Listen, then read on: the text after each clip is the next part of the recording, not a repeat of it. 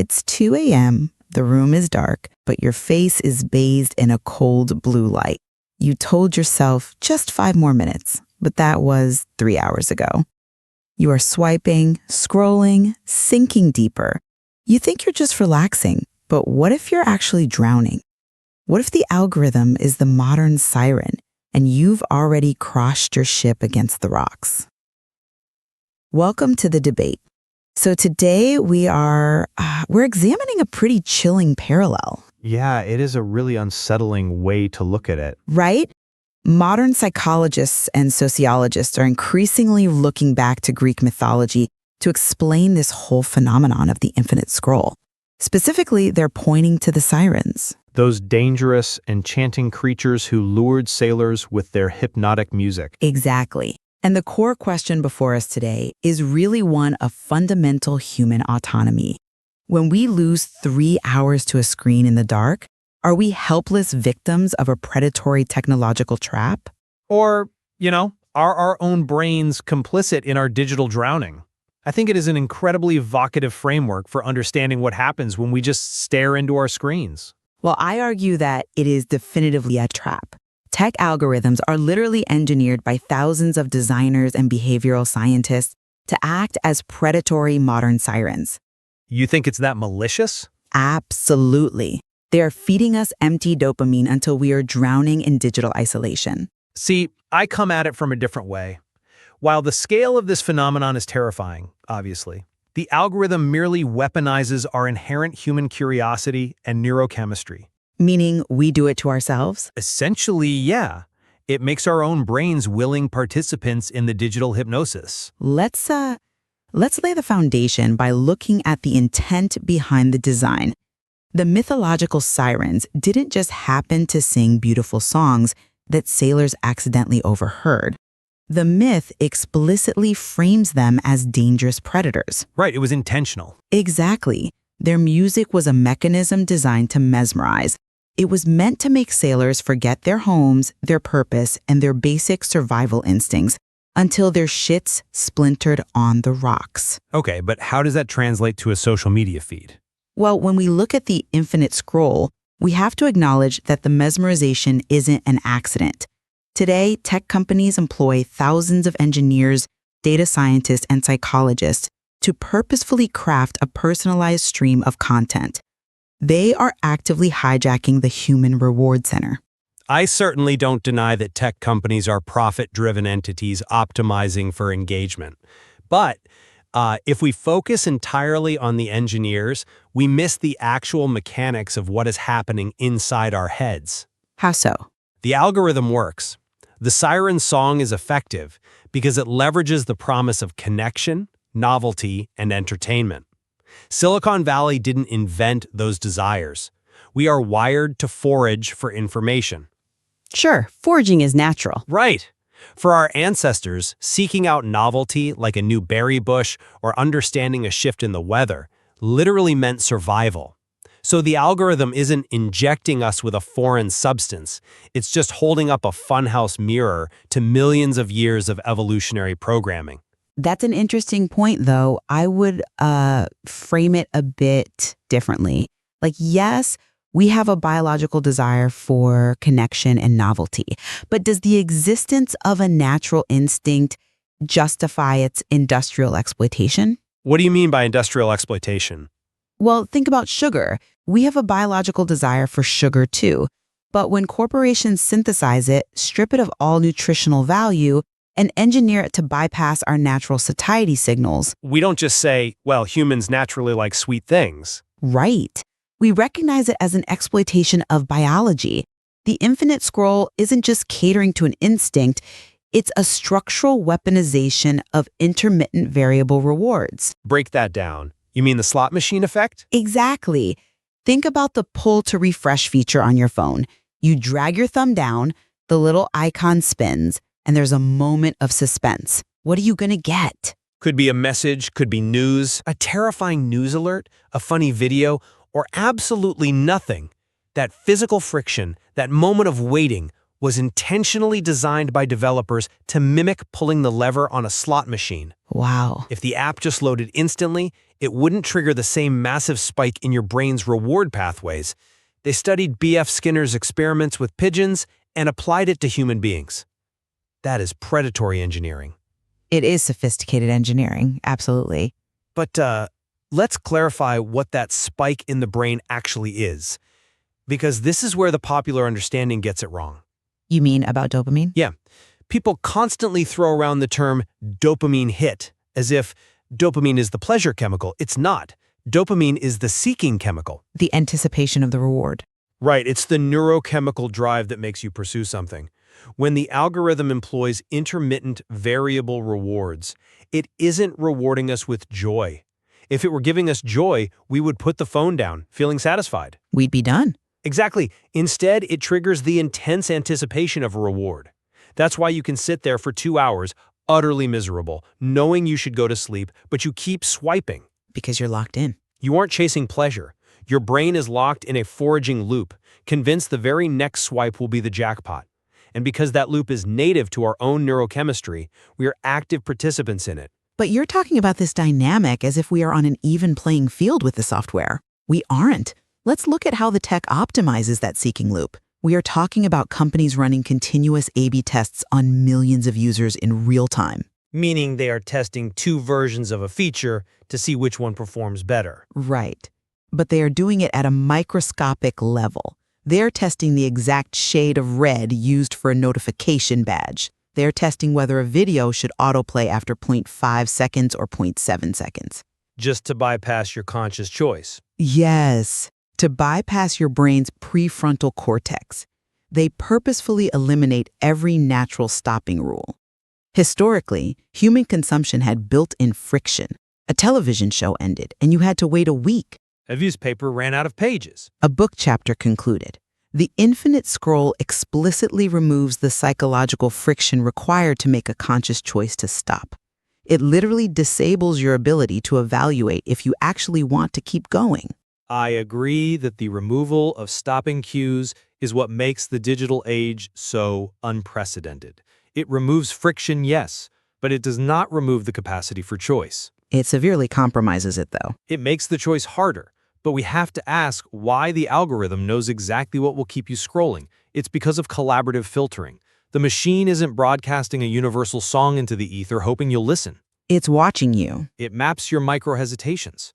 If you linger on a video for 1.2 seconds longer than average, the math registers a vulnerability. It builds a psychological profile based on your implicit behavior. Which is terrifying. Every click, every fractional second you pause, every share, these are the notes we feed to the algorithm. We are handing the siren the sheet music. I'm not convinced by that line of reasoning because it implies that our input equates to consent. If a hostage negotiator builds a profile on a captor using the captor's own statements. The captor is still the target. Exactly. They're the target of a psychological operation. Providing the data doesn't make you the architect of the trap. Let's examine the actual psychological space the user inhabits here. I want to focus on the manufactured illusion of community. Go on. Consider this analogy. The digital interface is essentially a mirage in a desert.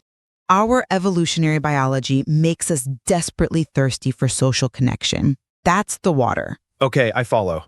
The algorithm sees that thirst, mathematically analyzes exactly what kind of water you want, and promises you an oasis. It flashes notifications, likes, comments, and endless streams of other human beings laughing and talking. But it's not real water. No, when you consume it, it only feeds you sand. It's digital noise. It keeps you scrolling, perpetually simulating the feeling of social interaction while you actually starve in physical isolation. We are sitting alone in dark rooms, desperate for a community that doesn't actually exist in that digital space. Trickery of that magnitude is what makes it a predatory trap. I'm sorry, but I just don't buy that. Let me tell you why. The mirage analogy implies that the algorithm actively created the desert or that it is purposefully hiding real water from us. Well, isn't it? It's doing neither. The algorithm didn't create human loneliness, and it certainly isn't preventing us from walking out our front doors to seek real community. What it does is act as the most efficient delivery system for low-effort novelty ever created. But it's replacing the real community? Is it replacing it, or are we happily trading it in? Listen, real human connection is incredibly messy. It requires vulnerability, effort, time, and serious emotional risk. Well, yeah, that's just life. You have to deal with awkward pauses, conflicts, and the needs of another person. The algorithm offers us parasocial relationships and the biochemical reward of connection, that spike of social validation, without any of the friction. So you think we want the sand? The tragedy isn't that we are being tricked into eating sand. The tragedy is that we choose the sand because, frankly, chewing on sand is easier than digging a well. But that's exactly my point. If you design a system that actively exploits human cognitive ease, our natural tendency to take the path of least resistance, Right. you use it to systematically replace deep, fulfilling human connection with hollow digital metrics, you are starving people. You can't blame a thirsty person for running toward a hyper-realistic mirage. I'm not blaming the thirsty person. I'm saying the thirsty person knows they are looking at a screen. We actively opt into the illusion. We choose the comfort of the algorithm over the unpredictability of reality. But that choice is fundamentally compromised.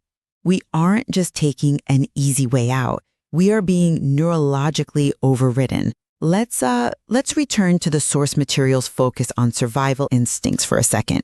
The sailors on the ships? Right. To hear the siren song was to be so completely mesmerized that sailors forgot their basic survival needs. They forgot to steer the ship. They forgot to eat. This is exactly what is happening today with sleep. Sleep deprivation is a huge issue, yeah. Now, millions of teenagers and adults forgoing basic biological self-preservation because the infinite scroll overrides their exhaustion. When a behavioral mechanism is so potent that it overrides the biological imperative to sleep, the thing our bodies literally need to not die, You think it crosses a line? we have crossed the line from choosing an easy substitute to experiencing a hostile hijacking of our nervous system. That's a compelling argument, but have you considered what the word hijacking actually implies? A true hijacking implies zero agency. Okay. It implies a foreign entity taking control of a vessel completely against the will of the passengers. If your car is hijacked, you are fighting the driver. And people are fighting it. Everyone I know wants to spend less time on their phone. They say they do, but their behavior tells a different story. The brain's reward center is prioritizing the immediate influx of dopamine-driven anticipation over the delayed, subtle benefits of a good night's sleep. So they're just giving in. The brain is doing exactly what it evolved to do, which is maximize immediate reward based on the environment it's in. We aren't being hijacked, we are being relentlessly accommodated. The machine learns what captures your attention, and it feeds it back to you infinitely. Relentlessly accommodated to death? If I build a machine that learns exactly what you want and uses that information to keep you paralyzed in a chair until your muscles atrophy, the fact that you supplied the data doesn't absolve the machine. That's a dark way to look at it. The extreme personalization you're talking about is exactly what makes the modern siren so much more dangerous than the mythological one. The Greek sirens had one song. If it didn't appeal to a particular sailor, he could sail right past. True. The modern algorithm is much more tailored. It has billions of songs. It maps your specific political anxieties, your exact sense of humor, your unvoiced insecurities, and it constructs a bespoke song designed entirely for you. Against a supercomputer pointing that level of customized psychological weaponry at your brainstem, human agency is little more than a comforting illusion. We are completely outmatched. Or, did we willingly jump into the water because the hit was worth the shipwreck? That is the much darker question we have to face. Wait, you think people want to be addicted? I think we are actively trading our time, our focus, and our mental well-being for the anesthetic of endless entertainment. You want to frame us as helpless victims on a ship that has been taken over. I do. I am asking if we are the ones steering the ship into the rocks because we prefer the mesmerizing song to the silence of our own thoughts.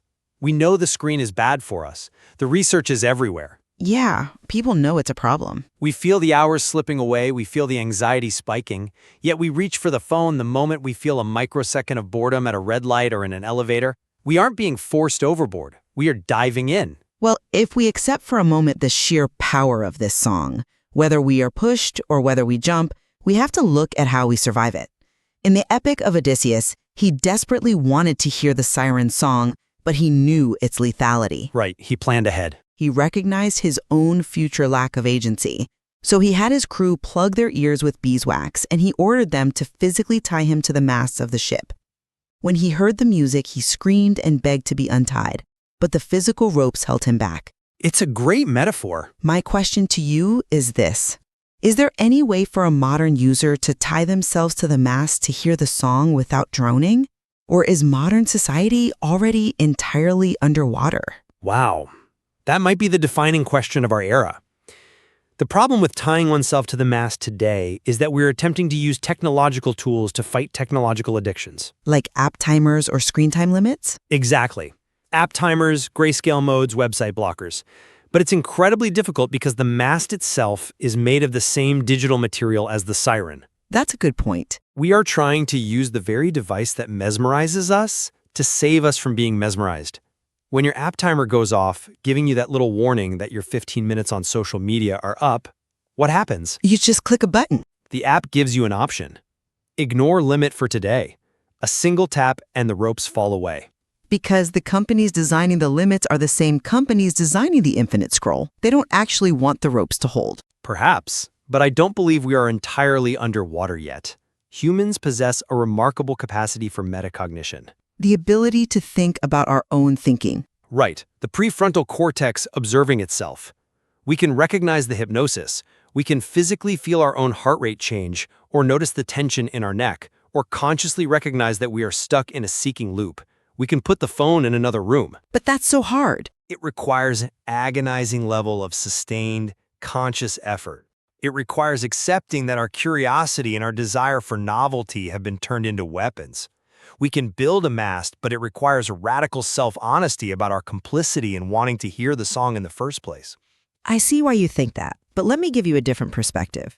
Even if we have some minimal capacity for metacognition, the hyper-optimized business model of the infinite scroll is undeniably a predatory force. You think it overpowers that metacognition? It is an industrial-scale operation purposefully designed to make us lose our purpose in a sea of digital noise. We're demanding that individuals use their finite daily willpower to fight a multi-trillion-dollar infrastructure that never sleeps, never blinks, and learns our weaknesses perfectly. It is definitely a David and Goliath situation. The engineers know exactly what they are doing. They are monetizing human isolation. They are extracting human attention the way fossil fuel companies extract oil. And the byproduct is a society of individuals physically isolated in dark rooms, desperate for a manufactured illusion of community. It is a systemic trap, not just an individual failing of willpower. And while I concede that the business model is a terrifying mirror, it is ultimately just that, a reflection of our own insatiable neurochemistry. We are drowning because we cannot stop seeking the promise of novelty. So we are our own worst enemy. The algorithm is just the water. Our biological drives are the gravity pulling us under. We cannot solve this merely by pointing fingers at Silicon Valley or trying to regulate the engineers. We have to confront the uncomfortable truth about our own desire to be hypnotized and our own profound willingness to trade the friction of reality for a glowing screen. I think where we fundamentally converge today is on the chilling reality of the outcome. Whether we are helpless victims of a perfectly engineered psychological trap or complicit participants feeding our own vulnerabilities to a machine that accommodates us to death, the physical result is exactly the same. The wreckage is the same. Yes. We are looking at millions of people physically isolated in their rooms, losing hours, days, and years of their lives to a screen, entirely mesmerized. Agreed. Understanding this dynamic, whether you view it as a predatory assault or a tragic reflection of human nature, is only the very first step in exploring the depths of this modern psychological trap. The water is deep, and the rocky coast is already littered with the wreckage of our collective attention spans. The next time you open that app and start to scroll, listen closely. That isn't just content. That's the siren singing, and the water is getting deeper.